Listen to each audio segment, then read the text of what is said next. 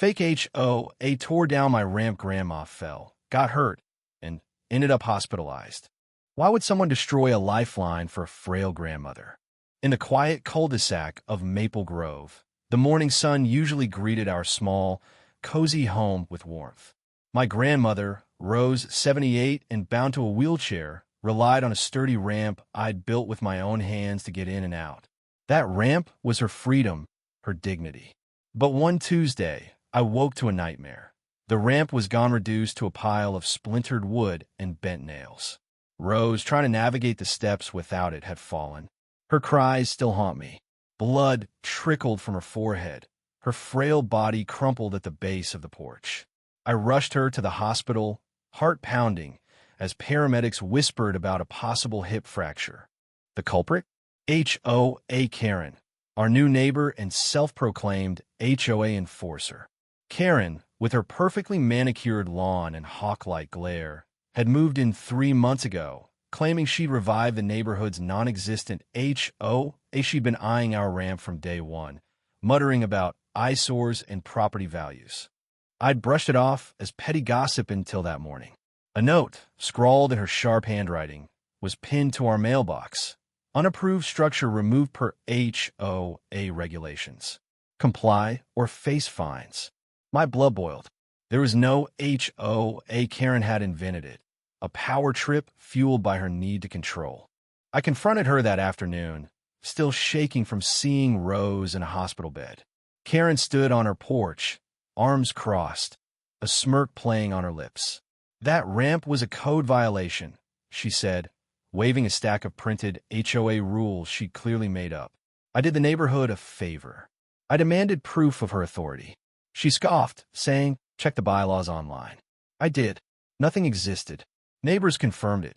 Maple Grove had never had an HOA. Karen was a fraud, wielding fake power to bully us. But why target Rose, a harmless widow who baked cookies for the block? Digging deeper, I learned Karen had a history.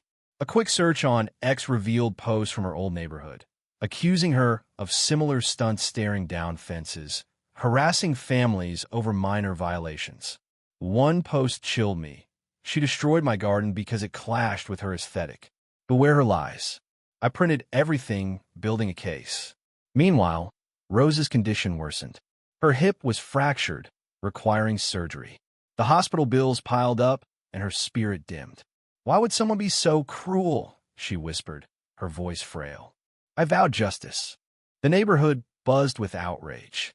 At a community meeting I called, 20 residents packed our living room. Karen showed up, uninvited, clutching her fake bylaws. "You're all in violation," she snapped, pointing at random houses. But then came the twist. Mrs. Delaney, a quiet retiree, stood up. "I know your secret, Karen," she said, her voice steady. Delaney, it turned out, was Karen's former sister-in-law. She revealed Karen's pasta trail of scams, from fake charities to forged documents. "She thrives on chaos," Delaney warned. She targeted Rose because her kindness made Karen feel small. The room erupted. Karen's face drained of color.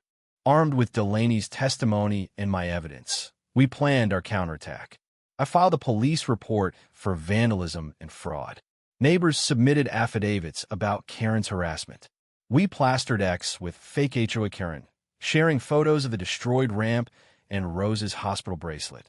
The post went viral, drawing media attention. A local news crew camped outside Karen's house, catching her dodging questions. "No comment," she barked, slamming her door. But the pressure mounted. The confrontation peaked at a town hall meeting. Karen, cornered, tried to spin her narrative. "I'm protecting this community," she shouted, waving her fake bylaws. I stepped forward, projecting X posts and Delaney's sworn statement on a screen. "You're a liar," I said, voice calm but firm. "You hurt my grandmother for your ego." The crowd booed. Karen's composure cracked. "You can't prove anything," she screamed, but the police were already there, serving her with a warrant for criminal mischief. Her crowbar, still bearing with splinters, was found in her garage, damning evidence. Karen's downfall was swift. The judge didn't buy her HOA defense.